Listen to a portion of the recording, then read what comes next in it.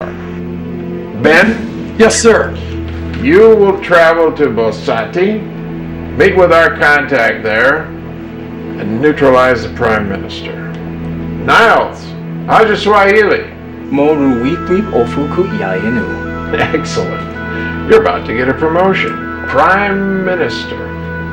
Once Ben and his team take out the government, it will be your responsibility to rebuild Bosati. Oh, I get it. I do all the dirty work. Kane here gets the promotion. You're sloppy. Don't follow orders. Always leave a mess for the company to clean up. Who knows what kind of a hatchet job you'd do if we gave you a country. You're not the right man for this job. It's up to you, boys. Bosati needs you to pave the way for an American-style democracy. I thought a democracy involved a vote, usually. Get with the program. How come you get to play politician? It's an African country hat. You'd stick out a bit. Besides, I thought you liked the dirty work. It ain't work.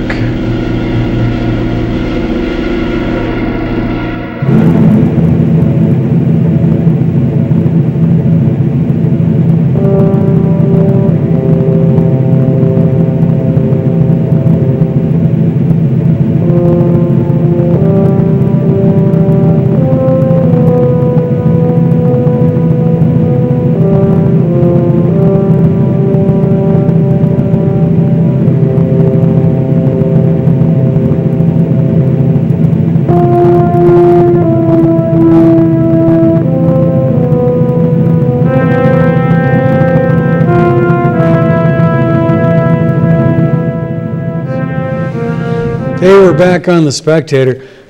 We're probably going to show that full nudity scene later. Great. That's what I was thinking. Excellent. That was with Snipe Myers, thank God. That was a real fruity jacket he had on. It was. It was. And You missed it. But what We're we here have with on is Mason a guest. McClellan. Yes. Great to have you aboard. Yay.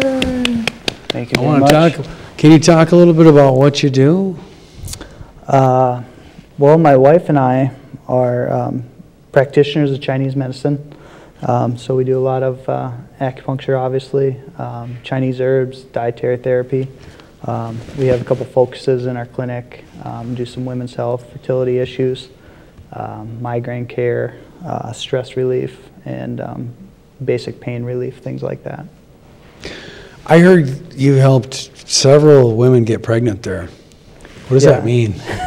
Your wife told me that. I'm like, I gotta get to the bottom of that. No, that's her area of expertise. But part of nourishing the female body and preparing it for the pregnancy has a lot to do with what we do, and we use a lot of herbal medicine to support that process along with the acupuncture. What does that mean? Herbal medicine means, it seems like such a broad term. It's what?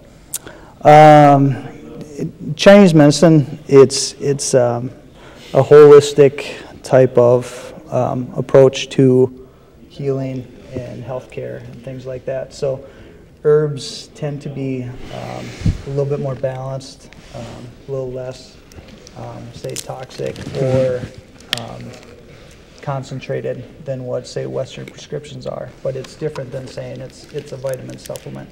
It actually has a prescribed action for a certain condition. So if you have a headache, it represents something to us in Chinese medicine. Then we prescribe herbals, say, based on exactly what you have going on. We can't just give everybody aspirin in Chinese medicine because there's different reasons for a headache. There might be a headache for someone that's a real intense individual, your type A type of boss, very, very, very hardcore individual, has headaches, has red eyes, where you might have someone who's a postpartum woman who just went through a pregnancy who is very depleted, and they both have headaches, say, but they suffer for different reasons under Chinese medicine. So you don't just give them both the same formula. Mm-hmm. They have different patterns going on. So. And how do you know that? I mean, if I'm a type A boss, but I think of myself as just the most pristine, easygoing individual, do you interview me? Do you? Yep, we interview, we do a thorough intake based on Western medicine and a lot of Chinese medicine questions. Whether, say, you're hot, you're cold, how do you sleep, do you have night sweats, do you sweat during the daytime, a lot of interrogation, and then depending on what you tell us, we're able to kind of, how would you say, translate that in a Chinese medicine diagnosis, and then we use the tongue, and then we feel for what the pulse feels like, and then we can come up with something that is based on Chinese medicine. And why you have that. Why that versus here or anywhere else? The tongue is a manifestation of your internal conditions. Oh, really? So if you look at the tip of the tongue is more for like the heart and the upper part of the body, where the back of the tongue usually is more like what we would associate with the digestive system and like the lower dantian. I don't know if you talk about your qigong on here and stuff. Sure. So a lot of the deep breathing and stuff like that. So we use a lot of metaphorical terms, but there's a lot of crossover and overlap. Do you teach meditation there as well for people? No. Just some simple breathing exercises, no different than basic yoga, but that's not really our focus in the clinic. You can find people that do that, but that's not what we do. Right. It's not really in our competency. So. Right. So what are some of the variety of things you've treated? So what people can understand if they have it. We see a lot of migraine cases. We see a lot of menstrual issues. People that don't menstruate on a regular basis or have extreme pain, endometriosis. People that aren't able to get pregnant over the course of 3, 6, 9, 10 months or whatever, they might come see us. And we can support the IVF process or the things that their Western medicine's doing, or we can just treat on our own accord based on Chinese medicine principles. We see a lot of pain, tendinitises, back pain, neck pain, things of that nature. That's what you do the acupuncture for? Yep. We use acupuncture and herbals together, and they complement each other. So if you come in, get some acupuncture, how do you maintain that health and that care in between sessions? We use the herbs to supplement and provide relief during that time. So certain things lend itself to herbal medicine, certain things lend themselves to acupuncture a little bit better, but they still work in tandem very well. So what is acupuncture? I mean, everyone here knows that word, but I bet there's some technical terminology there, right? There is. It's not the most important thing to understand where it is, but it's needles put in specific places on the body that have certain influences on the body as a whole. So we can use points that are on the leg or the hand, and we can influence, your digestive system or your endocrine system or things that are going on in your head, whatever, whether it be emotional disturbances or headaches, like I said earlier. You can treat distally, neck pain, back pain, using points outside of the local areas that are actually painful. So, and there's many physiological reasons for the results.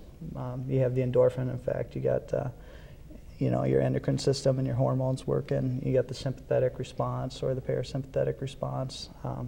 Just many things go on once you put the needle into the skin. But from Chinese medicine, we just talk about qi and blood and try to basically take imbalances and then balance them back out, and then the body will kind of heal itself. So we just kind of try to catalyze that healing response using the acupuncture. Well, I always thought the most interesting thing about how the ancient Chinese medicine was it's like they'd pay the doctors to keep them healthy, and then when they got sick, they stopped paying. How does that? Like a protection racket? Well, it kind of makes sense. It does, yeah, absolutely. No, it's a good investment. I think that's a valid thing. It's something that our healthcare model might want to take a look at. If you look at healthcare dollars, 5% or something to that effect is spent on preventative medicine. Where 95% is spent on sick care. So what we try to do is to keep the person well on a somewhat ongoing basis, and that's through the use of the acupuncture, the herbs, the time that we spend with the patient in educating them on how to live a little bit better lifestyle and what adjustments they can make to improve their health, and kind of give them a cause and effect reason on why they're getting sick, or what's causing the headache, or take a look at this, how's your diet, things of that nature. So. What about, you brought up some Taoist stuff, and it's very esoteric for a lot of people that haven't studied that at all. How big of a part is that in your practice? I'm just, for myself, I'm interested. We don't, yeah, we don't make that relevant at all.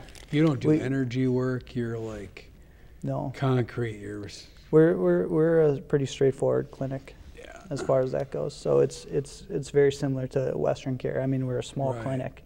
We have 3 treatment rooms, but we don't, how would you say, we're not, Sandra and I, my wife, we're both raised Catholic, and we don't try to impart any spirituality or any Buddhists, and some people have some leeriness with that when they think of Chinese medicine, that it's has some spiritual aspect to it, and which not how even the energy work is just energy work. I think a lot of people misconstrue that and attach that. People have different interpretations, but if you go down to Uptown or St. Paul, or you travel somewhere, they like to combine them in their marketing message.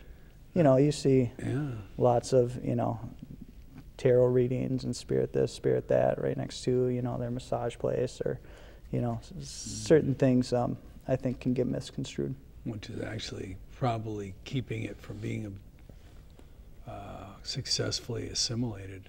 Yeah. It keeps it from being mainstream, because 30 years ago, chiropractic care was pretty out there. Yeah. People didn't believe it and thought all the chiros were quacks. Yeah. My good friend Dr. Greg is like, I think I should get into more of that Chinese stuff. What I do isn't cutting edge anymore. It's funny. And the thing about chiropractic care, if you look at the history, and I know there's a lot of chiropractors out there, and we like chiropractic care at our place. It has a certain spot for people in medicine. There's a lot of things that they do that we can't do, but they always tell the story of chiropractic care was discovered in the 1900s by D.D. Palmer. Well, if you look at some of the history of D.D. Palmer, he studied meridian therapy, which was some sort of associated massage type of thing based on Chinese medicine principles. So with chiropractic care being so big, especially in Minnesota with the school, it's kind of amusing to see. Chinese medicine isn't getting credit for it. To a certain extent, no. So how old are some of the practices that you use at your clinic? How many thousands of years have people been doing this? Yeah, the body work, you can go back to the Greeks, you can go back to ancient China, I think some of the most relevant records might be 3,000 years old or something like that. Some basic diagrams, I think, on body work, and maybe there might be some slight herbalism, and even the shamanism and things like that was part of the medicine back then. And a lot of the formulas that we use are based off of formulas that have been used for, hundreds and hundreds of years. The 1200s, the years like 600 AD and on are still formulas that we use that are relevant today. So, I mean, it's one of those things where, our formulas aren't as powerful as, say, going to the hospital and getting highly concentrated and highly dosed antibiotics. But if you look at how antibiotic resistance has become a problem in recent years, one of the issues is that it's a single line offense against the pathogen, where if you use the herbal formula, there's multiple